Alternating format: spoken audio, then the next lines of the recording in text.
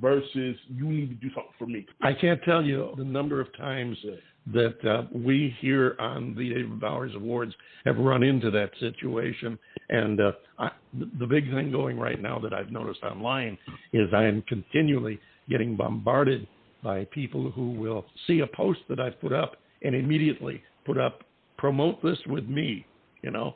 And as far as I'm concerned, posting your promotion on whatever I've posted is spam, and I'll report that every time. Exactly. But people do that all the time, thinking that works, and it doesn't work, and like does not make you want to go listen to your stuff. Like, don't use my. You know, and you know the thing I found is when I every now and then just for grins and giggles, I'll just fire them a note back and say, sure, send me your business license, your references, and a proposal, and we'll discuss it. And I never hear from them again.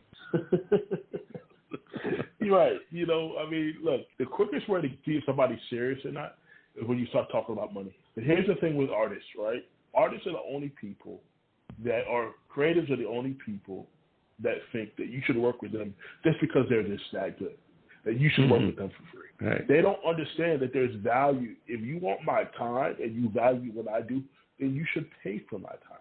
Right. Unless we're bartering. Unless you're bringing something of value to me that I need in exchange for helping you. Right. Most of the time, it isn't that way. Most of the time, you need my knowledge, and you just think I should give it to you because I love when I hear people talk about, man, you should manage me, man. We're going to go to the top, and we're going to make millions of dollars together. So, no, we're not. I think to myself, you know, we're not going to make it. You're not going to do that at all because most of the time, you don't even have the knowledge and expertise that you need to even scratch the surface to even be successful. Because when you start talking to artists about business stuff like copyrights and most, most artists have no clue what metadata is. They don't know what an ISRC code is. Exactly. This is basic things. These are basic things that you need to be able to know to be in our business. There's so many people out here walking around calling themselves professionals that have no clue what these basic terms mean. I'm sorry, but another thing that they have to learn is time. And unfortunately, you run out of time occasionally, which we have just managed to do. I want to thank you so much for coming back and being with us here and going over an awful lot of stuff with us. And I appreciate that. And I do hope you'll come back and we get a chance to talk some more. Awesome. I definitely will be. I'll definitely we'll be back. We got to do a podcast style next time. Absolutely. We can do that. Thank you again. Ladies and gentlemen, his name is Durell Peart. You'll find him online, as he mentioned. If you are an emerging artist or you know an artist that you think deserves to be listened to, maybe you want to drop him a line. Text Durell Peart. Thank you, Durell. We really appreciate it. Thank you, guys. Appreciate y'all. Have a good night. You too. Thank you. And we'll be going to Mr. Clint Slate, all the way from Paris, France, on a track he has done in an album that he did together with Iona James. I think you're going to like this. And here it is right now. This is called Simply Believe.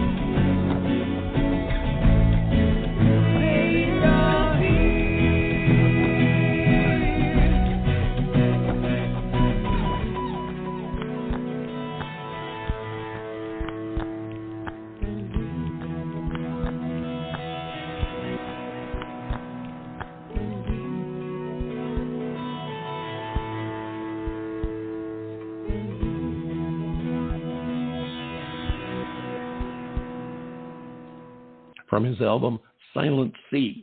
That's Clint Slate with Iona James, and here to talk with us is the man himself. Hello, Clint. How are you? Hello, David. I'm fine. How are you?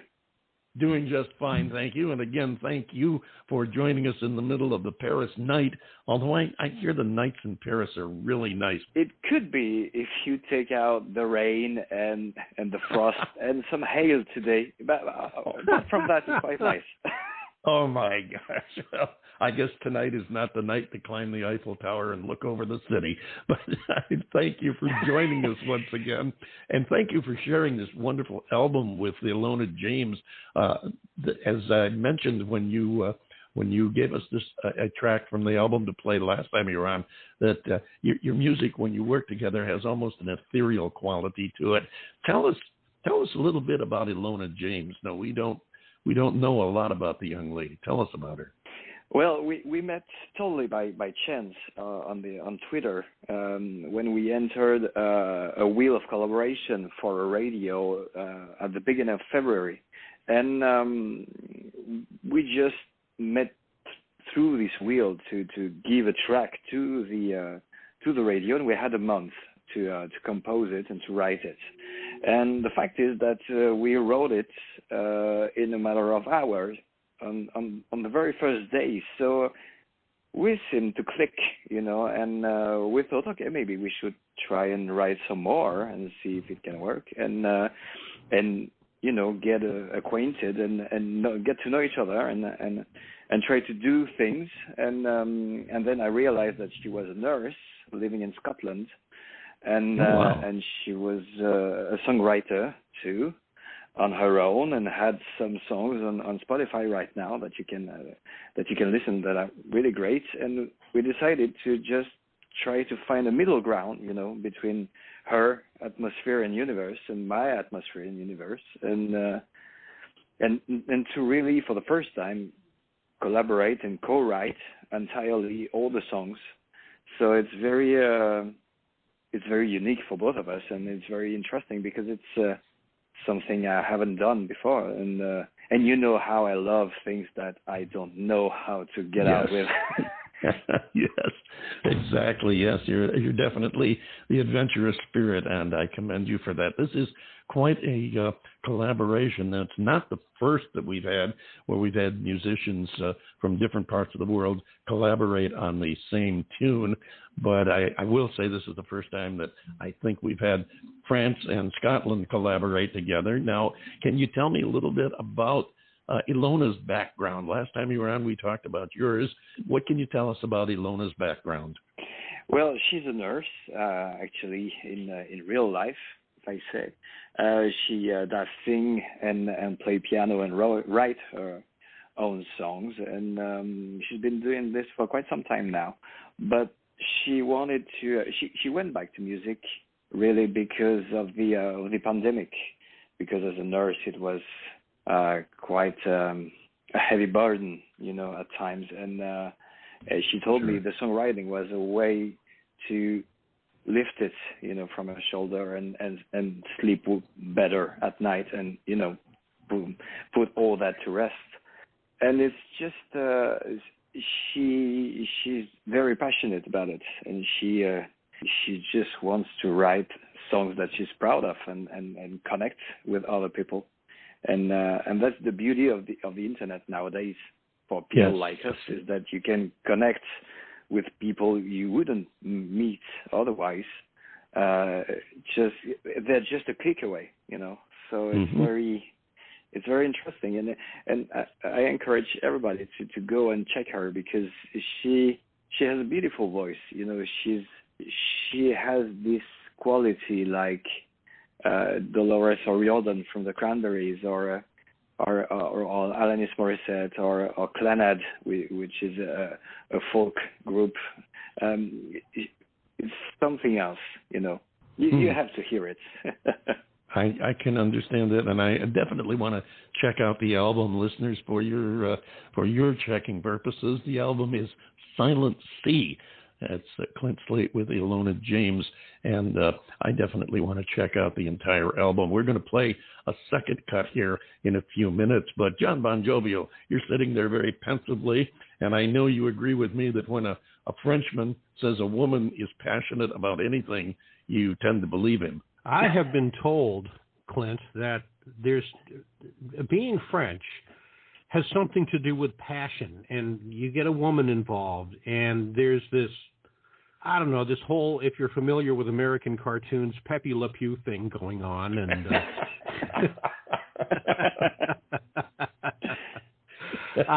but from my perspective, certainly welcome back to the show. It is great to have you back on with us again.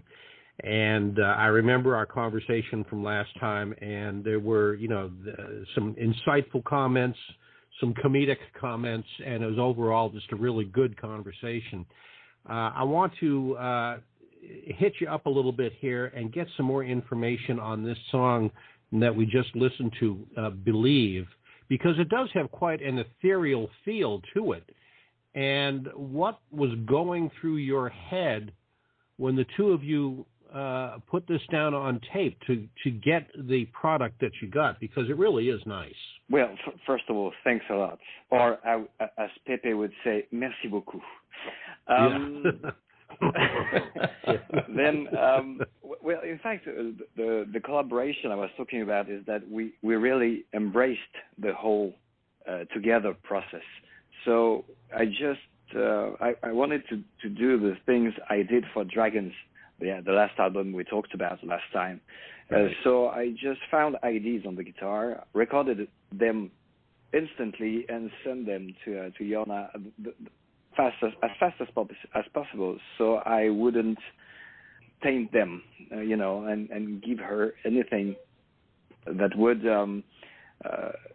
force her in the direction. So it was just up to her to find, I don't know, a vocal melody or lyrics, a theme, and stuff like that. And then we would discuss about something and see what happens.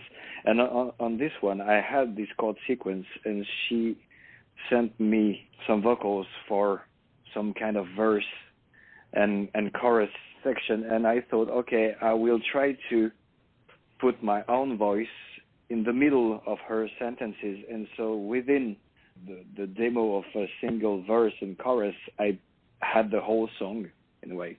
Right. And